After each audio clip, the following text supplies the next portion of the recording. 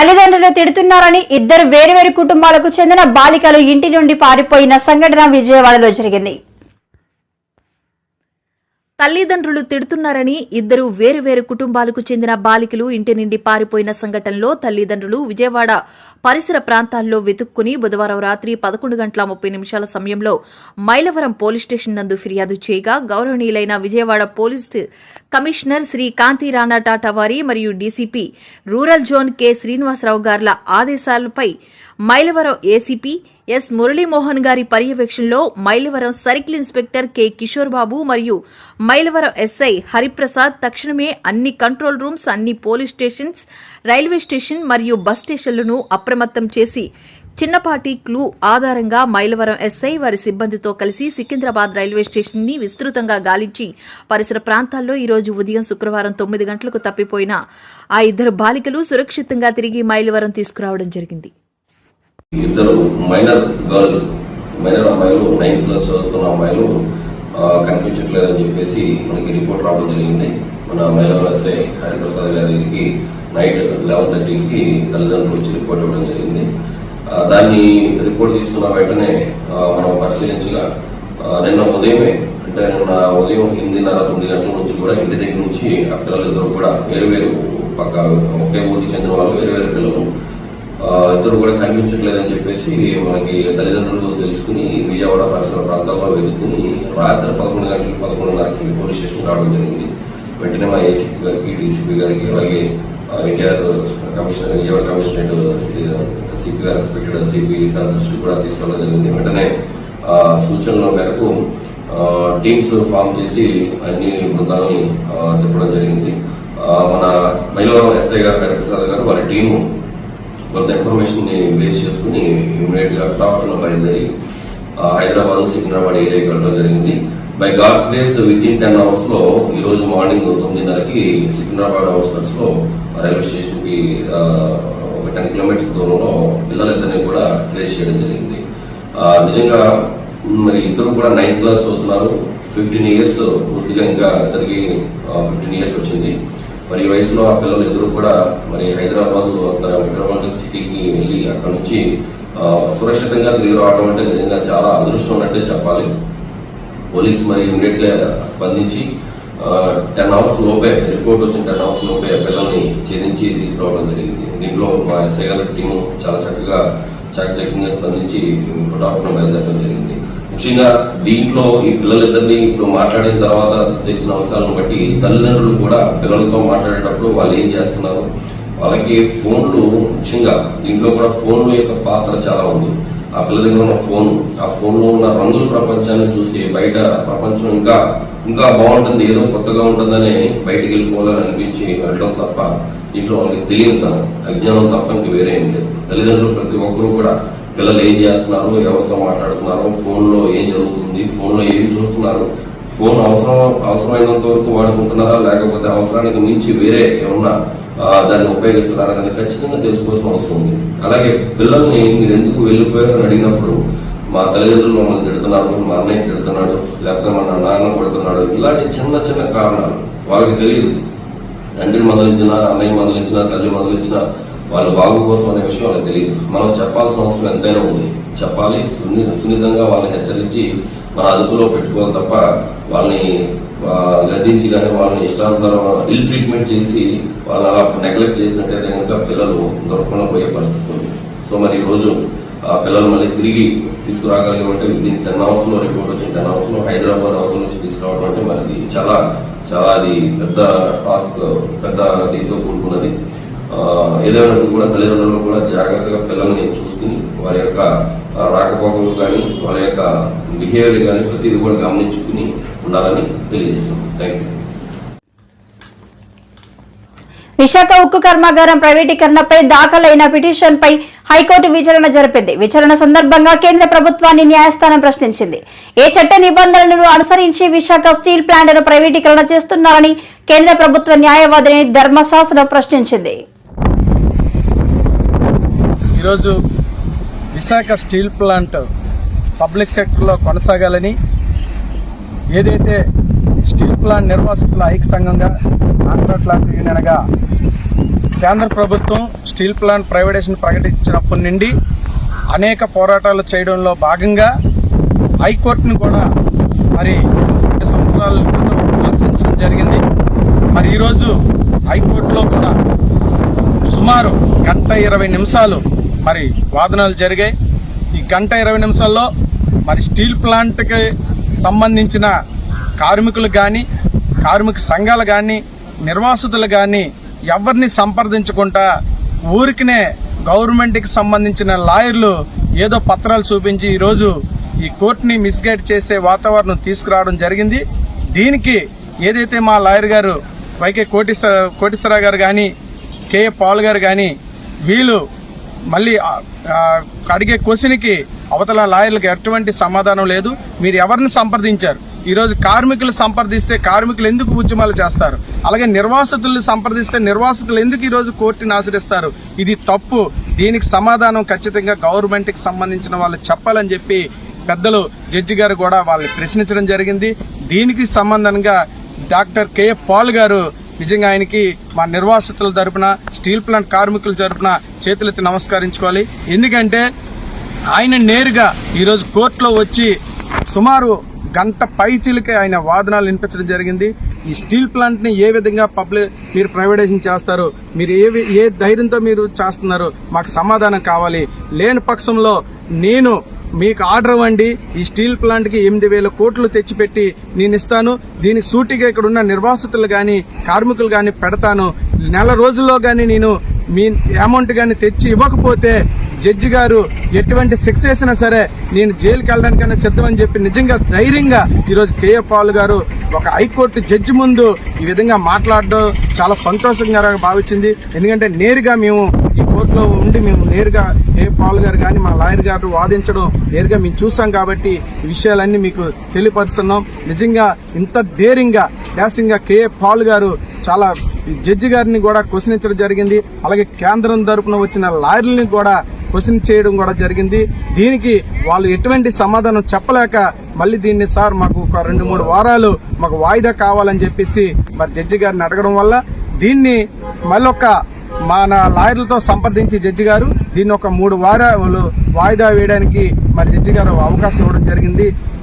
ఇదంతటి కారణం ఈ 3 వారాల్లో గాని ఖచ్చితంగా నిర్వాసితుల పట్ల గాని, స్టీల్ ప్లాంట్ కార్మికుల పట్ల గాని, మిగిలిన భూముల పట్ల గాని మీరు స్పష్టమైన హామీ ఇవ్వకపోతే మాత్రం ఎవరైతే మీరు లీగల్ గా వస్తున్నారో మీ అందరి మీద కూడా మరి స్టే విధించవలసి వస్తుందని చెప్పి జడ్జి గారు కూడా చాలా గట్టిగా బలంగా కూడా మరి ఆపోజిట్ కేంద్ర ప్రభుత్వం నుండి, స్టేట్ గవర్నమెంట్ నుండి వచ్చిన లాయర్లకు మాత్రం చాలా గట్టిగా సమాధానం చెప్పడం జరిగింది. దీనికి నిజంగా చాలా సంతోషం. ఈ రోజు మా వాదనలు, నిర్వాసితుల పట్ల వాదనలు గాని, స్టీల్ ప్లాంట్ కార్మికుల ఆవేదన గాని, స్టీల్ ప్లాంట్ ఉద్యోగస్తులు గాని, కాంట్రాక్ట్ కార్మికుల ఆవేదన గాని మొత్తం ఈ రోజు 1:20 నిమిషాలు విన్నందుకు జడ్జి గారికి కానీ వీళ్ళందరికీ కూడా మా నిర్వాసిత తరఫున ధన్యవాదాలు తెలియజేసుకుంటూ, ముఖ్యంగా కేఏ పాల్ గారు నిజంగా 1 గంట పైచిలకే దీని మీద కార్మికుల పక్షాన, స్టీల్ ప్లాంట్ పక్షాన, నిర్వాసితుల పక్షాన నిజంగా మాట్లాడినందుకు, ఇంత డేరింగ్ గా చేసినందుకు వాళ్ళకి ప్రత్యేకంగా ధన్యవాదాలు తెలియజేసుకుంటూ నెక్స్ట్ ఇంకో 2-3 వారాల్లో వాయిదా అడిగారు. నెక్స్ట్ 3 వారాల్లో కూడా దీనికి సంబంధించిన ఫైనల్ జడ్జిమెంట్ కూడా జరుగుతుందని చెప్పేసి మేము భావిస్తున్నాం. అదేవిధంగా వాళ్ళకి చెప్పడం జరిగింది. కాబట్టి ఇదంతా కూడా ఇక్కడ ఉన్న ఉద్యోగస్తులు గాని, కార్మికులు గాని, నిర్వాసితులందరూ కూడా గ్రహించాలి. ఏదైతే మేము చేస్తున్న న్యాయమైన ఈ యొక్క కోర్టుని ఆశ్రయించి పోరాటం చేస్తున్నామో, ఈ స్టీల్ ప్లాంట్ కోసం, స్టీల్ ప్లాంట్ నిర్వాసితుల కోసం చేస్తున్న పోరాటానికి మీ అందరూ మద్దతు తెలియజేయాలని, అలాగే మరొకసారి మనందరి తరపున కేఏ పాల్ గారికి కానీ, మా వికే వెంకటేశ్వర గారు, మా లాయర్ గారికి ధన్యవాదాలు తెలియజేసుకుంటూ, కోటేశ్వర గారికి ధన్యవాదాలు తెలియజేసుకుంటూ సెలవు తీసుకుంటున్నాం. Thank you. జాతీయ అంతర్జాతీయ కళాకారులకు ప్రతిభ పురస్కారాలు. విశాఖ కళాకారుల సంక్షేమ సేవా సంఘం ఆధ్వర్యంలో ఈ నెల 7వ తేదీన ఉగాది ఉత్సవాలను నిర్వహిస్తున్నట్లు తెలిపారు. ముందుగా పాత్రికేయులకి అందరికీ కూడా ఉగాది శుభాకాంక్షలు ముందుగా తెలియజేస్తున్నాం.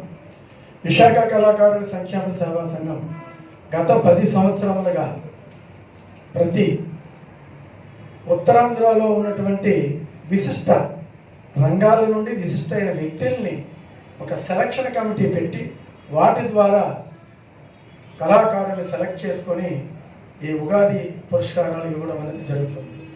మరి అందులో భాగంగా మరి ఈ నెల 7వ తారీఖున మన అల్లూరి సీతారామరాజు విజ్ఞాన కేంద్రంలో సాయంత్రం 6 గంటల నుండి ఈ ఎవరైతే ఈ ఉగాది పురస్కారాలకు ఎలిజిబిలిటీ ఉన్నారో, సెలెక్ట్ అయ్యారో వాళ్ళందరికీ కూడా వచ్చినటువంటి అతిథుల చేతుల మీదుగా ఉగాది పురస్కారాలు ఇవ్వడం జరుగుతుంది. ఆ కార్యక్రమానికి ఉపకారవేత్త చారిటబుల్ ట్రస్ట్ అధినేత అయినటువంటి కంచర్ల అచ్యుతరావు గారు, మన గౌరవ అధ్యక్షుడు కళాకారుల సంఘం గంటల శ్రీనిబాబు గారు తదితర అతిథుల చేతుల మీదుగా ఈ అవార్డులు ప్రదానోత్సవం జరుగుతుంది. కాబట్టి మీరు పాత్రికేయుల ద్వారా, మీడియా ద్వారా ఈ వార్తని, ఈ కార్యక్రమానికి ప్రజలకి చేరువ చేయడంలో మీ వంతు సహకారం అందించాలని విశాఖ కళాకారుల సంక్షేమ సేవా సంఘం తరపు నుండి కోరుకుంటూ మరలా మీ అందరికీ ఉగాది శుభాకాంక్షలు తెలియజేస్తున్నాను. మీ కన్నం వెంకటరమణారావు. సోదరుడు శ్రీనిబాబు గారికి, పట్నాయక్ గారికి, అలాగే జనార్దన్ గారికి, అమ్మకి, అలాగే శివజ్యోతి గారు, రామరావు గారికి, ఇక్కడికి విచ్చేసిన పాత్రికేయ మిత్రులందరికీ, కళాకారులందరికీ నా హృదయపూర్వక నమస్కారం తెలియజేసుకుంటున్నాను. మరి ఈ విశాఖ కళాకారుల సంక్షేమ సేవా సంఘానికి ప్రతిసారి అంటే ఇయర్లో వాళ్ళు ఏ కార్యక్రమాలు చేసినా కళాకారులు అనగానే ఫస్ట్ మా ఉపకార్ చారిటబుల్ ట్రస్ట్ అనేది ముందుగా ఉంటుంది. మరి ఆ విధంగానే ఈ యొక్క సంవత్సరంలో కూడా ఈ ఉగాది విశిష్ట కళా ప్రతిభ పురస్కారాలు 2024 ఏవైతే ఉన్నాయో ఇవి మా సంస్థ ద్వారా చేయడం మాకెంతో ఆనందదాయకం. మరి కళలు లేకపోతే ఈరోజు మనకి పబ్లిక్లో ఎవరికి మనోల్లాసం అనేది ఉండదు. మరి అలాంటి కళలను ప్రోత్సహించిన కళాకారుల్ని సన్మానించుకోవడం అనేది అది ఆనవాయితీ. అది మనకందరికి కూడా వాళ్ళు మనకు ఎంతో ఉల్లాసాన్ని ఇచ్చేటప్పుడు సంవత్సరానికి ఒకసారైనా వాళ్ళని మనం సంస్కరించుకోవడం అనేది మన సాంప్రదాయంగా వస్తుంది. కాబట్టి ఈ ఉగాది పురస్కారాలకి ప్రతి చోట కూడా చాలా వాల్యుబుల్ పురస్కారం అది. ఉగాది పురస్కారం అనగానే జర్నలిస్టులు మెయిన్ చేసుకుంటారు. అలాగే మన జర్నలిస్టు సంఘానికి కూడా మేము ఆల్రెడీ ఉగాది పురస్కారాలు కూడా చేయడానికి నిర్ణయం తీసుకోవడం జరిగింది. దానికి కూడా ఆ డేటు అదంతా మీరు ఫిక్స్ చేస్తే దానికి మా యొక్క ఉపకార్ చారిటబుల్ ట్రస్ట్ ద్వారా చేయడానికి కూడా మేము ఇప్పుడు ముందుంటామని మనం చేస్తూ, మరి ఈ యొక్క కార్యక్రమానికి ప్రతి ఒక్కరు పేరు పేరును వచ్చి మీ యొక్క ఆశీర్వాదాలు ఆ కళాకారులకు ఇవ్వాలని, మా యొక్క సంస్థకి ఇవ్వాలని మనసావాచ కోరుకుంటూ ఈ అవకాశం ఇచ్చిన ప్రతి ఒక్కరికి మన హృదయపూర్వక ధన్యవాదాలు తెలియజేసుకుంటూ సెలవు తీసుకుంటాం. ఆంధ్రప్రదేశ్ వర్కింగ్ జర్నలిస్టుల ఫెడరేషన్, ఏపీ బ్రాడ్కాస్ట్ జర్నలిస్టుల అసోసియేషన్ ఆధ్వర్యంలో మరి ఆదివారం ఈ నెల 7వ తేదీన సింకా గ్రాండ్లో ఉదయం 9 గంటల నుంచి కూడా జర్నలిస్టుల ఉగాది సంబరాలు ప్రారంభం కానున్నాయి. ఆ రోజు ఉదయం 9 గంటలకు అల్పాహారంతో ఈ కార్యక్రమాలు ప్రారంభించడం జరుగుతుంది. అనంతరం ప్రత్యేకంగా ఏర్పాటు చేసిన కల్చరల్ ప్రోగ్రామ్స్, వివిధ సాంస్కృతిక కార్యక్రమాలు ఉంటాయి. తర్వాత కవి సమ్మేళనం, పంచాంగ శ్రవణం, మరి కొంతమంది సీనియర్ జర్నలిస్టులకు సత్కారం, అదేవిధంగా అతిథుల ప్రసంగాలు కూడా ఉంటాయి. మరి అదేవిధంగా ప్రత్యేక ఆకర్షణగా లక్కీ డిప్ కార్యక్రమాన్ని కూడా ఏర్పాటు చేస్తాం.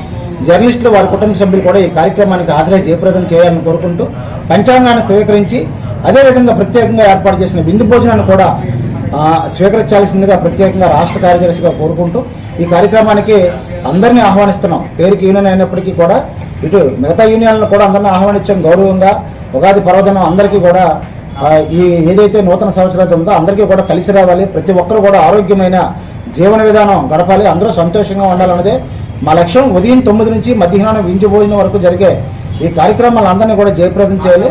దీనికి ప్రత్యేకంగా ఎవరో కూడా దీనికి స్పాన్సర్స్ కానీ ఇతరత ఏముండదు. ఇది జర్నలిస్టుల ఆత్మ మనం దెబ్బతినకుండా నేనే కొంత అమౌంట్ పెట్టి మిగతాది ఒకే ఒక ఆయన ముందుకు వచ్చారు స్వచ్ఛందంగా ఏర్పాటు చేయడానికి. ఆయన కూడా ఒక 50,000 రూపాయలు సాయం చేశారు. ప్రత్యేకంగా పారదర్శకంగా చేయాలనే ఉద్దేశంతో ఒక మంచి లక్ష్యంతోనే మీకు వివరాలు ఏర్పాటు చేశాం. కాబట్టి ఎప్పుడు మాదిరిగా ఉగాది సంబరాలను జయప్రదం చేయాలని శంఖాగ్రాండ్లో శ్రీకన్య థియేటర్లో ఉంటుంది. ఉదయం 9 గంటలు మీ కుటుంబ సభ్యులతో రండి, మధ్యాహ్నం 2 వరకు ఉండి విందు భోజనం ఆరగిచ్చి వెళ్ళండి. నూతన ఉగాది సంవత్సరంలో ప్రతి ఒక్క జర్నలిస్ట్ కుటుంబానికి కూడా ఒక బహుమతి ఇవ్వాలని కూడా నిర్ణయించాం. మరి మన కుటుంబానికి సంబంధించి మహిళలే ప్రత్యేకం, మనకి స్త్రీమూర్తి ఇంపార్టెంట్ కాబట్టి ప్రతి ఒక్కరికి కూడా ఒక చీర అందజేయడం జరుగుతుంది. దానికి నా వంతుగా నేనే వాటిని అన్నింటినీ సమకూర్చాను. ప్రతి ఒక్కరూ కూడా ఈ కార్యక్రమాన్ని జయప్రదం చేయాలని కోరుకుంటూ, అదేవిధంగా ఈ మధ్య జర్నలిస్టుల మీద దాడులకు సంబంధించి కూడా మీకు ఒక విషయం చెప్పాలి. మన రాత్రి ఒక ప్రధాన మీడియా మీద కొంతమంది దౌర్జన్యానికి దిగారు. అయితే విషయం తెలిసేసరికి జర్నలిస్టులు అందరూ కూడా బాగా రియాక్ట్ అయ్యారు. అయితే వారు స్వచ్ఛందంగా లేదు ఇది మా యాజమాన్య పరంగా చూసుకుంటామని చెప్పారు. ఏదేమైనా సరే జర్నలిస్టుల మీద దాడులు సరికాదు. మీకు మరీ చెప్తున్నా, ఇంకోసారి దాడులకు కానీ ఎక్కడైనా తెగబడితే మేము కూడా స్వచ్ఛందంగా తర్వాత ఇంతవరకు కూడా మాలో మంచితనాన్ని చూశారు. తర్వాత మరి మాలో ఉన్న ఏంటి సెకండ్ అనేది కూడా మీరు చూస్తారు. దాడులు చేయడం అనేది మంచిది కాదు. మీకు నచ్చకపోతే ప్రజాస్వామ్యంలో అనేక రకాల పద్ధతులు ఉన్నాయి. మీరు లీగల్గా వెళ్ళండి, లేకపోతే ఖండన ఇవ్వండి, లేకపోతే మీరు ఎవరైనా ఆ యాజమాన్యాలతో మాట్లాడే మీరు కంప్లైంట్ చేయండి తప్ప మీరు అర్ధరాత్రి పూట అపరాత్రి పూట దాడులు చేస్తే జర్నలిస్టులు ఏమీ పిరికివాళ్ళు కాదు, జర్నలిస్టులకి ఏమీ మౌనమేమీ ఇది కాదు. కాకపోతే సమాజంలో బాధ్యతగా ఉన్న జర్నలిస్టులు ఏదైనా సరే చట్టాన్ని తమ చేతుల్లో తీసుకోకూడదని ఉద్దేశంతో మంచి ఉద్దేశంతో ఉన్నారు. జర్నలిస్టుల మీద జరిగిన దాడులను ఖండిస్తున్నాం. వాళ్ళు ఇంకా పూర్తి స్థాయిలో మాకు వివరాలు తెలియజేయలేదు. అలా వివరాలు తెలిసినట్లయితే తప్పకుండా వారి మీద చట్టపరంగా చర్యలు తీసుకోవాలని మేమే కోరుతాం. కాబట్టి ప్రతి ఒక్కరికి చెప్తున్నాం, ఏ పార్టీ వారికైనా సరే జర్నలిస్టుల మీద దాడులు సరికాదు. జర్నలిస్టులు అనేవాళ్ళు ఒక ఉద్యోగస్తులు మాత్రమే, ఈ సమాజాన్ని నడిపించే సమితులు మాత్రమే. జర్నలిస్టులు అనేది మీకు మాకు ప్రత్యేకంగా విరోధమే ఉండదు. మా డ్యూటీలో మా వాళ్ళు ఉంటారు కాబట్టి వాళ్ళకి రక్షణ కల్పించాల్సిన బాధ్యత కూడా మీదే. మీరు ఇన్వైట్ చేసిన తర్వాత మళ్ళీ తర్వాత అక్కడికి వచ్చిన తర్వాత మీ కార్యకర్తలను రెచ్చగొట్టడమో లేకపోతే వాళ్ళ ద్వారా ఇబ్బంది పెట్టడమో పరోక్షంగా మంచిది కాదు. ఎప్పటికైనా మీకు చెప్తున్నాం, అటువంటి కవ్వింపు చర్యలు కానీ దాడులు కానీ అటువంటివి ఏవి భవిష్యత్తులో ఉండకూడదని. మీరు ఏ విధంగా అయితే ఎన్నికలకు వెళ్తున్నారో అందరూ కలిసి ఎన్నికలకు వెళ్ళండి. జర్నలిస్టుల సహకారం లేకపోతే మీరు ఎక్కడికైనా మీరు చేసే కార్యక్రమాలు ప్రజలకు తెలిసే అవకాశం లేదు. కాబట్టి ఎక్కడైనా భవిష్యత్తులోనైనా సరే జర్నలిస్టుల్ని గౌరవించండి, వారి ప్రేమామానాలు పొందండి. ఇది మేము నేషనల్ జర్నలిస్ట్ ఎలియన్స్ తరఫున, ప్రత్యేకంగా జాతీయ జర్నలిస్టుల సంఘం తరఫున నేను వారిపై జరిగిన దాడులను పూర్తి స్థాయిలో ఖండిస్తూ సెలవు తీసుకుంటున్నాను. Thank you. నారా లోకేష్ సమక్షంలో టీడీపీలో చేరిన గుంటూరు మాజీ డిప్యూటీ మేయర్ వైసీపీ నేత తాడిశెట్టి మురళీమోహన్. నారా లోకేష్ మాట్లాడుతూ మేము ప్రవేశపెట్టిన సూపర్ 6 పథకాలు తప్పకుండా చేస్తామని అన్నారు. మహిళలు ఆర్టీసీ బస్సులు ఉచితంగా ప్రయాణించే హక్కు కూడా తెలుగుదేశం, జనసేన, భారతీయ జనతా పార్టీ ప్రభుత్వం తీసుకుంటుంది. ఇక్కడ మైనార్టీ సోదరులందరూ ఒక్క విషయం ఆలోచించాలమ్మా. 2014లో ఎన్డీఏ ప్రభుత్వం ఆంధ్ర రాష్ట్రంలో ఏర్పడింది. ఆయన కూడా ఆనాడు దుల్హన్ పథకం ఇచ్చాం, రంజాన్ తోఫా ఇచ్చాం. ముస్లిం సోదరులు విదేశాలకు వెళ్ళి చదవాలంటే విదేశీ విద్య ఇచ్చాం. రంజాన్ మాసం వస్తే ఏకంగా మసీదులకి రంగులు వేసాం కూడా తెలుగుదేశం ప్రభుత్వం ఆనాడు డబ్బులు ఇచ్చింది. అంతేగా తల్లి ఇమాం మౌజులకి గౌరవ వేతనం కూడా ఆనాడు తెలుగుదేశం, భారతీయ జనతా పార్టీ ప్రభుత్వం ఇస్తాం జరిగింది తల్లి. ఈ సభముగా మేము అడుగుతున్నా తల్లి, ఈ ప్రభుత్వ అధికారులకు వచ్చిన తర్వాత మైనార్టీ సోదరులు ఒక్క పని చేశారా? రంజాన్ తోఫా ఇచ్చారా? దుల్హన్ ఇచ్చారా? విదేశీ విద్య ఇచ్చారా? కనీసం మసీదులకి రంగులు వేసిన డబ్బులు ఇచ్చారా? తల్లి ఆలోచించుకోండి. అమ్మా, ఇస్లాంలో ఆత్మహత్య చేసుకుంటే మహాపాపం. అలాంటిది ఈ ప్రభుత్వం వేధింపుల వల్ల మనం చూసాం. నంద్యాలలో ఒక కుటుంబం మొత్తం, అబ్దుల్ సలాం అయిన కుటుంబ సభ్యులు మొత్తం ఆత్మహత్య చేసుకున్నారు. పలమనేరులో మిస్బా అన్న బిడ్డ 10వ తరగతి పాప ఏకంగా ఈ ప్రభుత్వం వేధింపుల వల్ల ఆత్మహత్య చేసుకునే పరిస్థితి మనందరం చూసాం. అందుకే తల్లి ఇప్పుడు వస్తున్నారు వైకాపా నాయకులు, సిఏఏ గురించి మీకు చెప్తున్నారు తల్లి. అబద్ధాలు ప్రపంచం చుట్టుకుని వచ్చే లోపల నిజం గడప దాటదంటారు. నిజమేంటో తెలుసా తల్లి? ఈ సిఏఏ బిల్లుకి మద్దతు తెలిపింది వైకాపా పార్టీ ఎంపీలు. జగన్మోహన్ రెడ్డి గారు పక్కన నుంచినే విజయసాయి రెడ్డి గారు. మళ్ళీ ఆనాడు తెలియదా ఎన్ని మాటలు? అంటే అబద్ధాలు చెప్తున్నారు, కావాలని మన మధ్య విద్వేషాలు తెచ్చుకోవడానికి ప్రయత్నిస్తున్నారు. అందుకే మైనార్టీ సోదరులందరూ తెలుపుతున్నా, ఎన్డీఏలో ఉన్న Telugu Desam party, Janasena party, Bharatiya Janata party ఎక్కడ మైనార్టీ సోదరులు ఉన్నా నా పైన ఎన్ని కేసులు తెలుసు ఇప్పుడు? అరే మరీ అందులో మొన్నటివరకు 22 కేసులు అన్నా. మొన్న అఫిడవిట్ వేయాలని ఎస్పీలు అందరూ రాశా, బంపర్కి ఉచితంగా 2 ఎక్స్ట్రా కేసులు ఇచ్చారు. 24 కేసులు ఉంది. అటెంప్ట్ మర్డర్ కేసు ఉంది, ఎస్సీ ఎస్టీ కేసు ఉంది నా పైన. ఎందుకు భయపడతాం? పాదయాత్ర చెప్పా వైకాపా నాయకులకి, లోకేష్ తగ్గేదే లేదు. అదే బాబులకే భయపడిన కుటుంబం మాది. వీళ్ళు పెట్టే చిల్లర కేసులు మనం భయపడతాము. ప్రతిదీ చెల్లించే బాధ్యత నేను తీసుకుంటానని ఈ సభముగా కార్యకర్తలందరికీ హామీ ఇస్తూ ఈరోజు మురళి గారు అదేవిధంగా అమ్మ గారి నాయకత్వంలో పెద్ద ఎత్తున మీరు తెలుగుదేశం పార్టీలో చేరడానికి వచ్చారు. మిమ్మల్ని మనస్ఫూర్తిగా ఆహ్వానిస్తున్నాం. కలిసికట్టుగా పనిచేద్దాం. ఈ 40 రోజులు ప్రతి గడప తట్టాలి, ప్రతి తలుపు తట్టాలి, ప్రజల్లో చైతన్యం తీసుకురావాలి.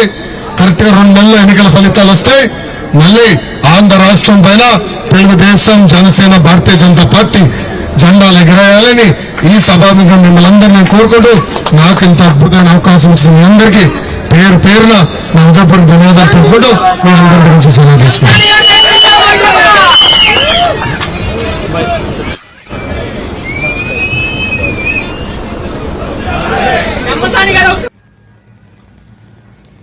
సీఎం జగన్ పై మరోసారి సంచలన ఆరోపణలు చేసిన చంద్రబాబు, టీడీపీ అధికారంలోకి రాగానే పెన్షన్ 3000 ఇస్తామని, వాలంటరీ వ్యవస్థ అదే విధంగా కొనసాగుతుందని అన్నారు. వృద్ధులకు ఈ పెన్షన్స్ అందరికీ పెన్షన్ ఇస్తే సబబుగా ఉండేది. అట్లా కాకుండా టోటల్గా ఈ ఇష్యూని మెస్అప్ చేసి వీళ్ళ స్వార్థ ప్రయోజనాల కోసం 13,000 కోట్ల రూపాయలు డైవర్ట్ చేసి 1వ తారీఖున ఖజానా ఖాళీ చేసి 1వ తారీఖు ఇవ్వకుండా 27వ తారీఖునే ఒక సర్క్యులర్ ఇష్యూ చేసి 3వ తారీఖు ఇస్తామని అందరికి ఆదేశాలు ఇచ్చి, ఏదైతే ఎన్నికల కమిషన్ ఒక ఆదేశాలు ఇచ్చింది వాలంటీర్ సిస్టమ్ని ఇన్వాల్వ్ చేయొద్దని. ఎప్పుడైనా సరే గవర్నమెంట్ ఎంప్లాయీసే ఇన్వాల్వ్ అవుతారు తప్ప ఇలాంటి వాలంటీర్స్ అందరూ కూడా గవర్నమెంట్ వర్కుల్లో ఇన్వాల్వ్ కాదు. ఆ విషయమే ఎలక్షన్ కమిషన్ చెప్పింది. కానీ ఎలక్షన్ కమిషన్ ఎక్కడ కూడా డోర్ డెలివరీ ఇవ్వద్దు అని చెప్పలేదు. ఇక్కడ జరిగింది మీరు ఒకసారి చూస్తే చాలా దుర్మార్గంగా ఎలక్షన్ కమిషన్ ఇచ్చిన ఆర్డర్ ఒకటి, వీళ్ళు చేసిన పని ఒకటి. ఎలక్షన్ కమిషన్ చెప్పింది 30వ తారీఖు. వాళ్ళు ఇచ్చిన ఆర్డర్స్లో volunteer shall be barred from distribution of cash benefits under any scheme to eligible beneficiaries. Handheld devices, mobile, tablets, any other, provided to the volunteers be deposited with the DEOs till MCC period. The government of Andhra Pradesh will be asked to make alternative arrangement for distribution of benefits of ongoing schemes to already selected beneficiaries using DBT, electronic transfer preferably, or through regular government employees. What it means? మీరు ఇవ్వద్దని ఎక్కడ చెప్పలేదు, ఇంటికి పోయి ఇవ్వద్దని ఎక్కడ చెప్పలేదు. మీకు ఏం చెప్పారు? వీళ్ళు ఎలక్షన్ డ్యూటీలో ఉండడానికి వీల్లేదని చెప్పారు. వాళ్ళ డివైసెస్ కూడా వాడడానికి వీల్లేదని డిపాజిట్ చేయమన్నారు. అలాంటిది మీరు వాళ్ళని మొట్టమొదటి నుంచి కూడా మీ ఎన్నికల కోసం ఉపయోగించాలని దుష్ట పన్నాగం అన్నారు. ఈరోజు ఎవరైనా మీటింగులుగా రాకపోతేనే వాళ్ళు ఉపయోగించి బెనిఫిట్స్ కట్ చేసే పరిస్థితికి వచ్చారు, బెదిరించే పరిస్థితికి వచ్చారు. వీళ్ళు మా సైన్యం మీద చెప్పే పరిస్థితి వచ్చారు. నిన్న కూడా ముఖ్యమంత్రి మొదటి సంతకం వాలంటీర్లు ఎవరైతే రాజీనామాలు చేస్తున్నారో వాళ్ళకు ఉద్యోగాలు ఇవ్వడానికి మొదటి సంతకం పెడతానని సిగ్గు లేకుండా చెప్పాడు. మేమేం అడిగాం? మీరు వాలంటీర్స్ని న్యూట్రల్గా ఉండండి, మీరు ప్రభుత్వ ధనాన్ని ఆందోళనిస్తున్నారు, మీ వ్యవస్థకు మేము